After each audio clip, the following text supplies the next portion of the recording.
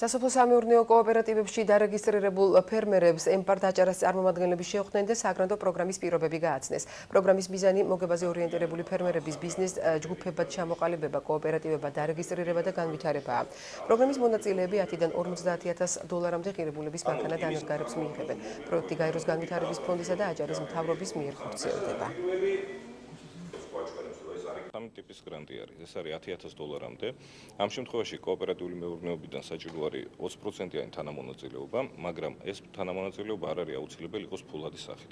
ეს შეიძლება იყოს მისი შრომა ჩაითვალოს ამ თანამონაწილეობაში, შეიძლება ის თქვათ ძირითადი საშუალებები, რომელიც აქვს იგივე მიწა ჩაითვალოს. ეს შეხვედრა ასევე იმიტომ გავაკეთეთ, რომ კიდევ ერთხელ ყველასთვის, ყველა შესაძლო მონაწილესათვის გვემცნო კიდევ ერთხელ ჩვენი პროექტის შესახებ, რომ ძალიან გვინდა რომ აქტიურობა გაიზარდოს. სოფლის მეურნეობის ნებისმიერი სფერო დაფინანსება ეს იქნება მოყვანა გადამუშავებამდე და რა თქმა უნდა გადამუშავებისათვის შეუძლია დანადგარები შეიძინოს, მაგრამ ეს უკვე მეორე ეტაპი იქნება. პირველ ეტაპზე იგივე სასათბური კონსტრუქციები, იგივე მეცხოველების კომპლექსი, რაც ამ თანხების ფარგლებში შეიძლება განვითარდეს და ჩვენი შეხვედრის ძირითადი მიზანი ის არის, რომ მოსახლეობამ ფართომასებმა გაიგოს, რომ არის ასეთი პროექტი. სამი კატეგორია არის. ახლა ჩვენ ჩამოყალიბების პროცესში ვართ.